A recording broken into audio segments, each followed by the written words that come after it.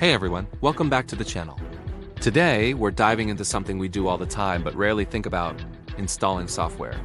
What really happens when you double-click that setup file and hit next, finish? Why do some programs need this whole ceremony while others, the portable ones, just run straight out of a folder? Let's uncover the hidden work behind the click. You've probably downloaded a tool that was just a zip file. You unzip it, click the icon, and bam, it works. That's portable software. It's like a self-contained toolkit. Everything it needs is right there in its folder. It doesn't need to mess with the rest of your computer. It's simple, clean, and when you're done with it, you just delete the folder. Gone. No mess, no fuss. But most of the software we use isn't like that. Think about your favorite video editor, your go-to game, or your office suite. These require a full-blown installation. Why? Because they're not just a simple toolkit. They're deeply integrating themselves into your computer's operating system. This process is far more than just copying files. When you run an installer, it's acting like a master coordinator. First, it checks for dependencies. These are other pieces of software or libraries that your new program needs to function. It's like a chef checking the pantry for essential ingredients before starting a recipe. If you need a specific version of a graphics driver or a particular system library, the installer will often find and install it for you. This ensures the program has everything it needs to run smoothly without you having to hunt down a dozen different files yourself. Next, the installer sets up permissions. Your operating system is designed to be secure. It doesn't let just any program access sensitive parts of your computer. The installation process is a formal way of asking for permission. It tells the system, hey, this new program needs to be able to save files in this location, access the internet, and maybe talk to your microphone and camera. By clicking Allow or entering your password, you're giving it the keys it needs to do its job properly. This is a crucial security step that prevents rogue programs from causing chaos. Then there's the magic of system registration. This is where the installer tells the operating system all about the new software. It registers file association, so when you double-click a docx file, Microsoft Word opens, or a PNG file opens in your favorite image editor.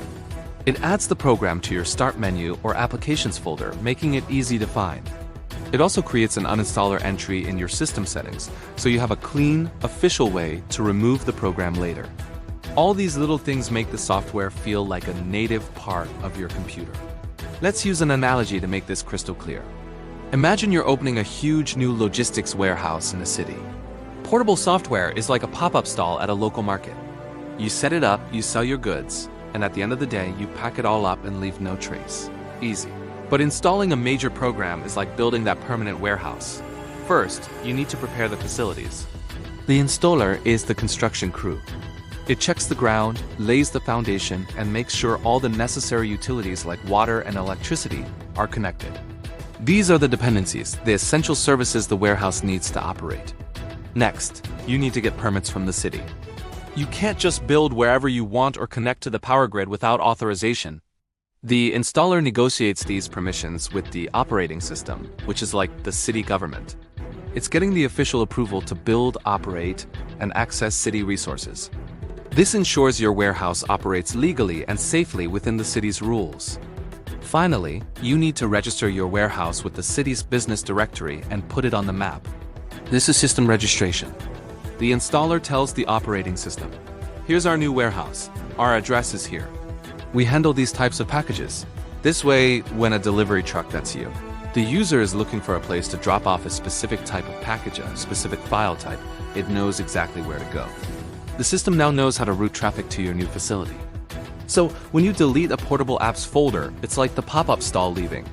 When you run an uninstaller, it's like a demolition crew carefully decommissioning the warehouse. It disconnects the utilities, removes the building, and updates the city records to show the lot is now empty. This is why just deleting the program folder for an installed application is a bad idea. It's like abandoning the warehouse. The building is gone, but the city still thinks it's there. The power lines are still live, and its entry is still on the map, leading to confusion, errors, and leftover digital junk. So the next time you're watching that installation progress bar creep across your screen, you'll know it's not just idly copying files.